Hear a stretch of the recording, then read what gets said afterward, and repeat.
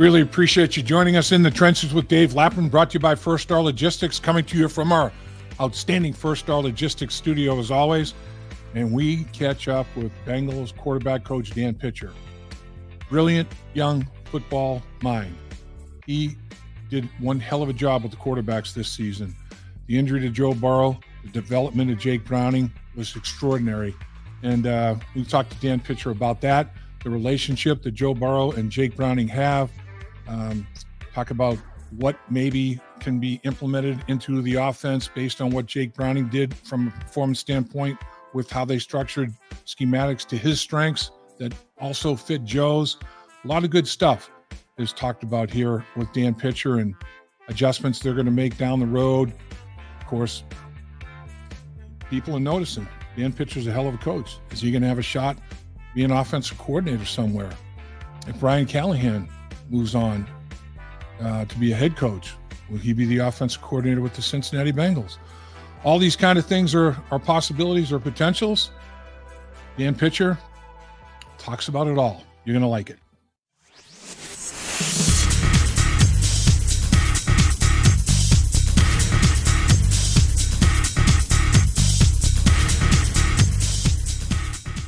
What did you make a good call? You made one of the best calls of the year joining us in the trenches with Dave Lapham, brought to you by First Star Logistics. As always, coming to you from our amazing studios. And we have an amazing guest. It's the one, the only quarterback coach of the Cincinnati Bengals that did an unbelievable job this year, Dan Pitcher. Coach, congratulations on a hell of a season, man. I appreciate that, Lap. You know, it's disappointing, is the word. You know, you always want to find silver linings when you don't reach your goals, and certainly there's plenty of those. But right now, kind of just an overriding feeling of wish we were playing this week. So we'll get to work and get us back to a spot where we know we belong, and that's in the playoffs. No doubt. Earlier this week at Zach's final press conference, he was effusive in his praise of what you did with Jake Browning. I mean, he couldn't have been more complimentary, and it was well-deserved and rightfully so. Jake, now having enough attempts to qualify statistically for, the quarterback rankings. I mean, the season ends here, 70.4%, number one amongst quarterbacks that have a minimum number of attempts to qualify. 7.97 yards per attempt, fifth best. 98.4 quarterback rating, seventh best. Jake Browning played his tail off, didn't he? He really did. He took advantage of his opportunity. That's all any of these guys can ask for at the end of the day, is a chance to go show what they can do. And it took Jake a long time to get that chance, but it's due to his work during that period of time leading up that gained the trust of his coaches and teammates, and then he took advantage of it. And certainly there's things that Jake needs to improve, and he knows that. But I think what he showed is that he's an NFL quarterback that can play winning NFL football, that can move an offense up and down the field, and we're happy that we have him. If he hasn't, what kind of a feeling is it for an assistant coach like yourself to impact a player to the point where the arc of his entire career takes a different course to the positives, to the better? I mean, the arc of his career just goes straight north now. What kind of feeling of satisfaction does that give you?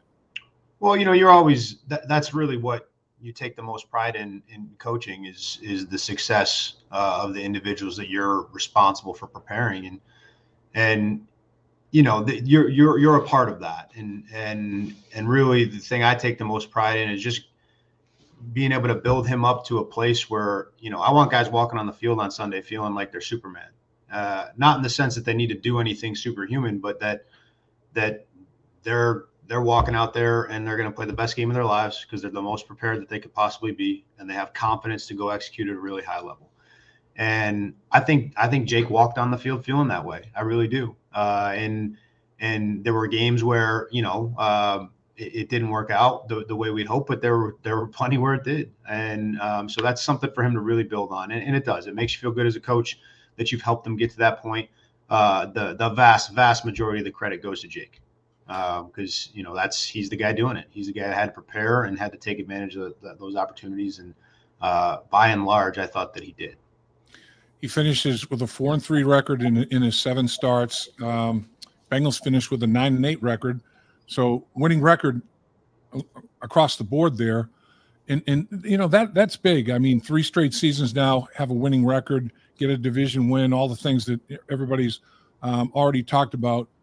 Jake Browning, from start 1 against the Pittsburgh Steelers to the final start against the Cleveland Browns, how different was he to work with? I mean, guys grow, and Jake, you know, 7 starts. It's not a huge sample size still, but it's a heck of a lot more than he had, obviously, before this opportunity arose. How did he grow in your mind?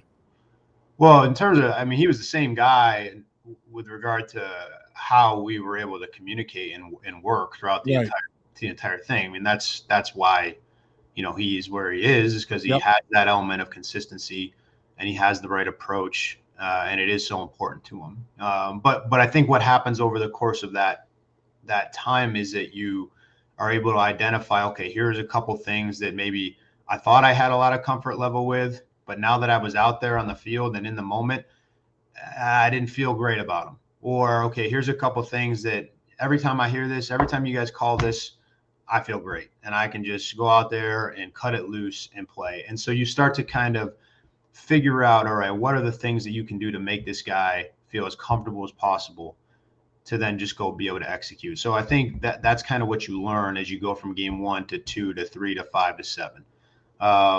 And then now you get a chance to kind of reflect on it and pinpoint areas that need improvement and pinpoint areas where he was really good and he needs to continue to do that. So I think it's really just a learning process for the player, for the coaches, and then collectively is how do we get him in position to succeed.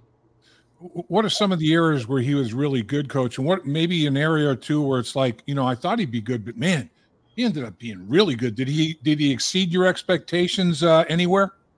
Well, you know, Jake's, first of all, incredibly intelligent and has been a great contributor in the room for that reason over the last couple of years before he ever had to play. Sure. And the question is always, okay, you take it from the classroom on the board to the field when everything's happening fast and it's live.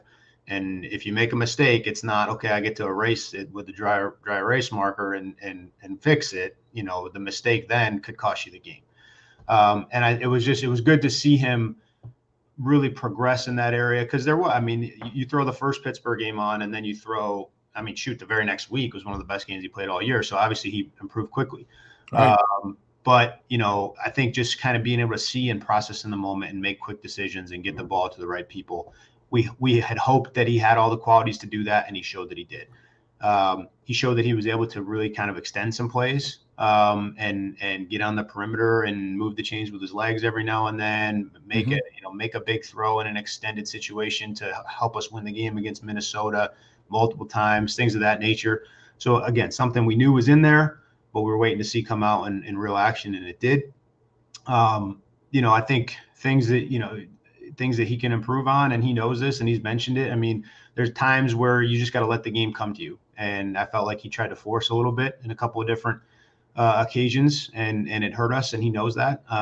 And so those are kind of the things where, all right, just trust that I'm good enough, trust that we're good enough as a team that I don't have to force the action in this moment. I can take what's coming to me and move on.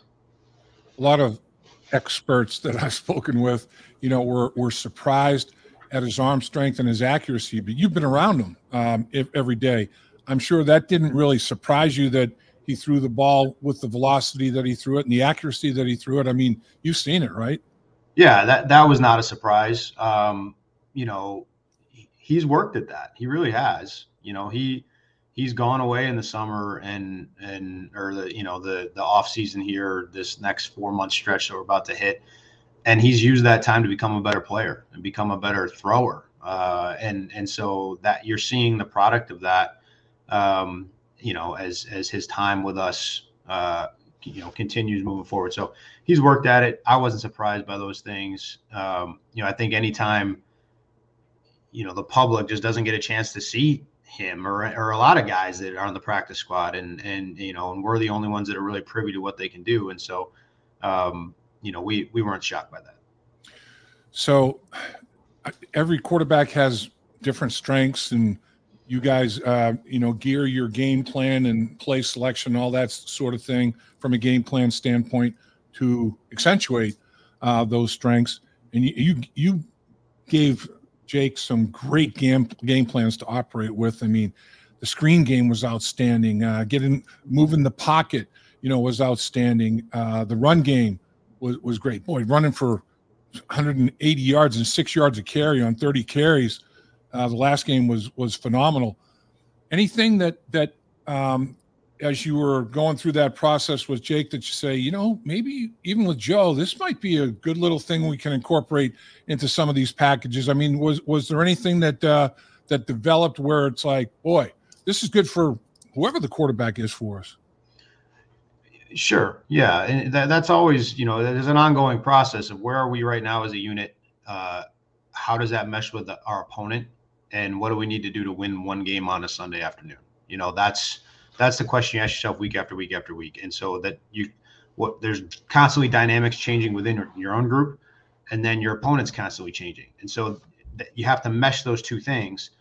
And, the credit goes to Zach and Brian for really just being able to pull it all together and create, some what I believe are really good, and you just referenced it, plans going into some of these games with Jake at the helm.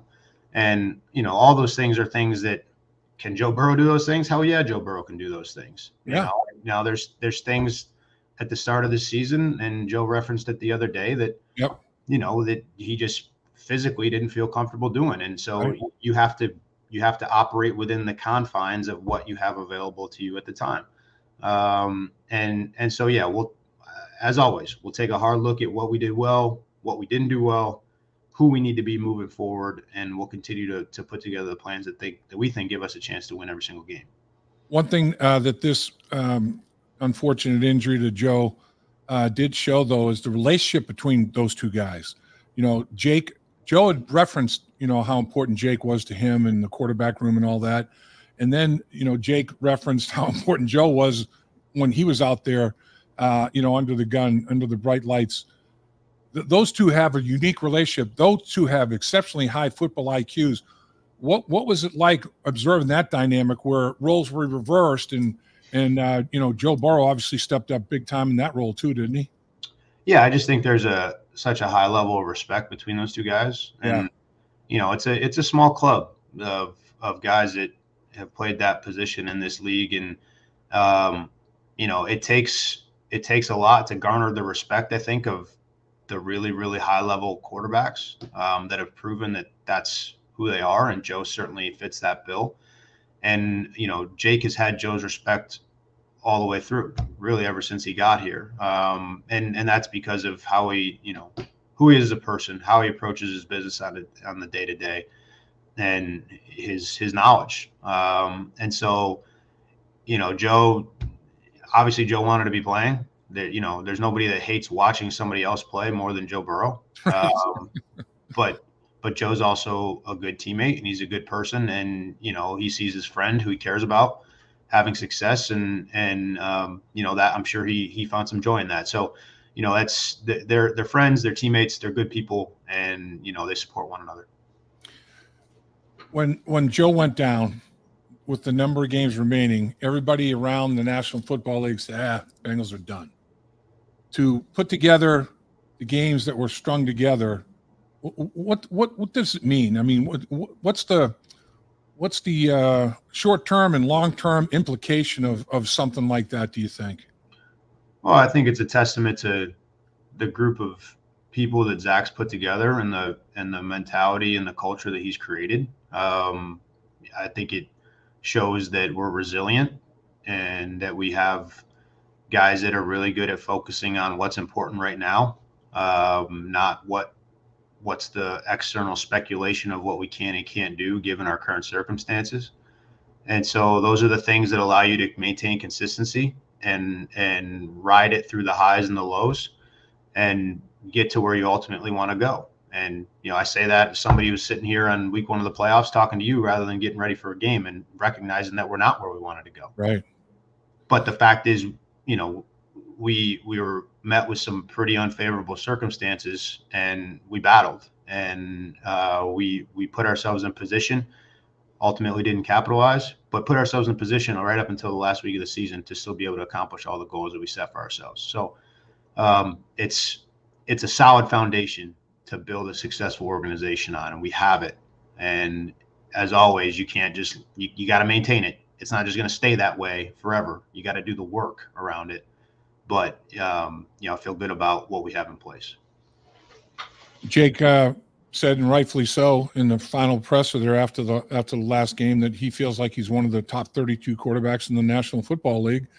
And if the National Football League doesn't feel that way, he's number 33. Right? Ain't no two ways about that. But you do have to have that that kind of confidence, and it just takes one to say, hey, I think he's one of the best 32 in the NFL. But obviously, there's contracts and circumstances and all that sort of thing. But to understand and have the comfort of knowing that you have a backup quarterback that can not only finish games but win football games at a high level, that's got to be a great feeling. It is, and he's right to feel that way. I would hope he would feel that way. Right. That's what I want every guy to walk in this room to feel like, and because there's that chip or whatever that is. I mean, that's what drives hyper competitive play and allows you to provide your best when your best is required, is the thought that I am this guy. I whether you think so or not, I know so. And so I'm happy he feels that way, and good for the Bengals that we have, one of the best in the world in Joe, and a player in Jake who just is coming off a real stretch where he showed that he can, like I said before, play winning starting quarterback in the NFL. And so I expect that he'll work as hard or harder than he's worked every offseason of his career to put himself right back in a position that God forbid we need to trot him out there again, he'll be even better the next time. But it's a good situation that we find ourselves in. With success that this franchise has had comes recognition and opportunity. Brian Callahan was talked yesterday that Brian Callahan is on the list to interview for the Carolina Panthers head coaching job. Dan Pitcher, in my mind, is a top candidate for an offensive coordinator position around the National Football League. Troy Walters be in the same. You guys have an unbelievably talented coaching staff, and I know that you deal with those if and when they present themselves. But it has to be a pretty good feeling that you guys are around the league. I think people are recognizing a big part of the reason for the Cincinnati Bengals success has been the coaching staff, and you guys are going to start to benefit from that, I think. Yeah, it's great if that plays out that way. And I've never been shy about my personal ambitions and where I want to go and believe I can go. And a lot of ways, it's kind of like the same statement Jake just said. I believe that I'm ready for that role. And others may agree or not, but that's okay. I know I am. And I'm hopeful that I'll have it. And those other guys you talked about, whether it be Brian or Troy, I see what they do day in and day out, and I believe the same thing about them. So, those things in a lot of ways are out of your control until you actually are presented with a concrete opportunity to sit down in front of someone and try to convince them that, you're the guy to help lead them to success moving forward. And so hopefully those come. Again, that's up to somebody else to decide if I'm worthy of that. But I know if I get that opportunity, I'll be ready, and I'm hopeful it comes. I think all you guys are not only phenomenal football coaches in terms of football IQ and strategizing and all that sort of thing, but the way you relate to people, the relationships that you build, the culture that you guys could build, I think for an organization would be exactly what's going on here in Cincinnati. And I think from a head coaching standpoint, that is so important. And you're a talented guy, Coach. There's no doubt. I appreciate you saying that, Lap. It's about people. You'd be hard pressed to find an industry when that's not the case. Right. No matter what you're talking about, it's relationships, it's trust. It's being able to come together with a shared goal bigger than yourself. And all those things have to do with how you interact on a day-to-day basis, and making sure that guys know you care about them as people, that you're invested in their success, and that you're there as a resource to help them get there. And, that's how I try to approach every single day. And I think that's solid ground to stand on when you're trying to build a winning football team. I know Zach Taylor understands and realizes a big part of his success is that his entire coaching staff has remained intact through the duration of his head coaching career here in Cincinnati. That may or may not be the case. One thing I do know is the case that the players are there's going to be a turnover there. I mean, that's life in the National Football League. No roster in the NFL comes back fully intact, and there's going to be changes in that area. But your nucleus, and a lot more than just that core and nucleus. How excited are you about what the Cincinnati Bengals can be next year? I mean, this in my mind could be an elite football team. Sure. I mean, yeah, absolutely. And we believe, I believe still in the group that we put together this year. And obviously this year's over for us. And so there will be many individuals that were part of that plan that will be part of the plan moving forward. Some will move on, but we have the ingredients, we have the people in place to achieve the ultimate goal, which is to win the Super Bowl. And certainly we'll have to add to that. And every team does. Every team makes the same off-season assessments of how do we get better in areas where we feel we need to get better, and how do we maintain the success in the areas that we feel good about. And that's what we're about to undergo as an organization. But, has my confidence wavered? Do I feel like the confidence of anybody in the building on our floor, the coaching floor, wavered? I don't feel that. So we just got to go put the work in and do what's necessary to get right back to where we need to go.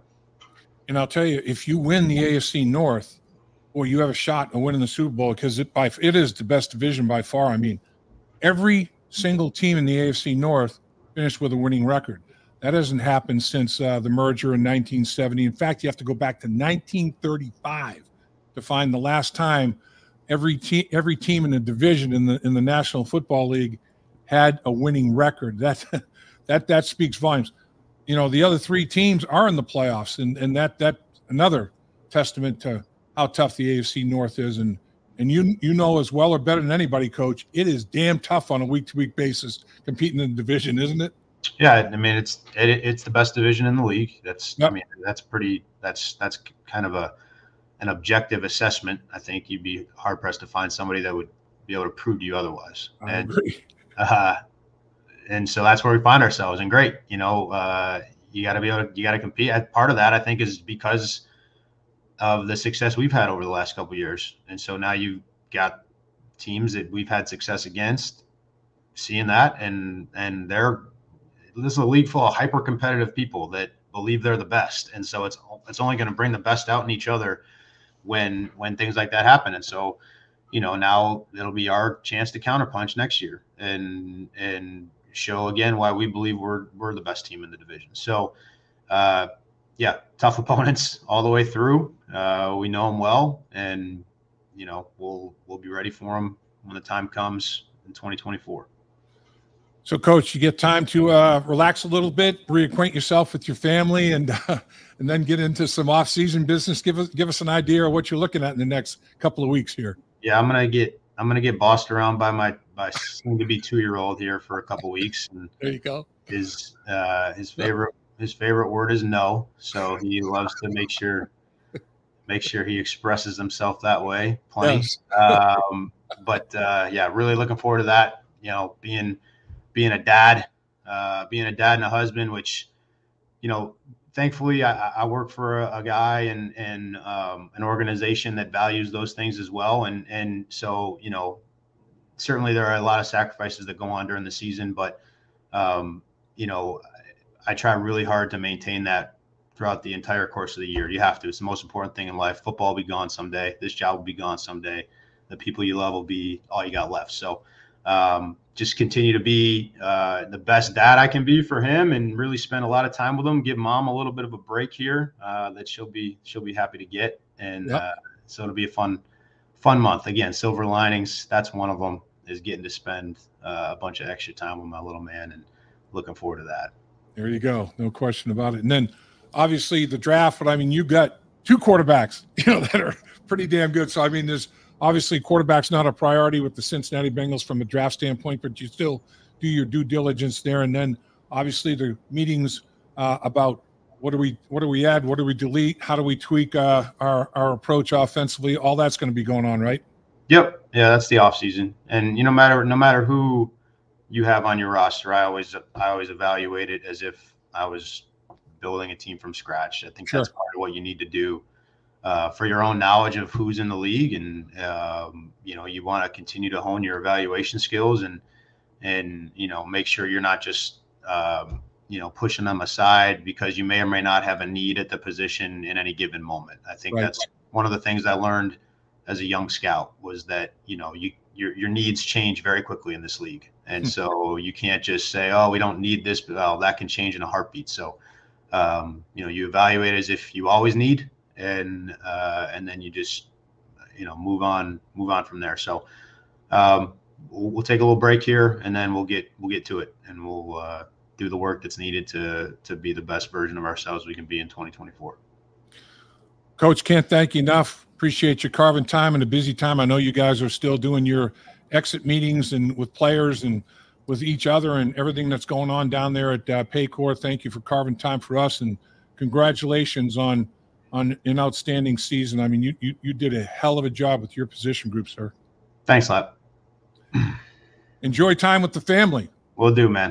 Dave Lapham here, and every day I am grateful for my experience to have played professional football.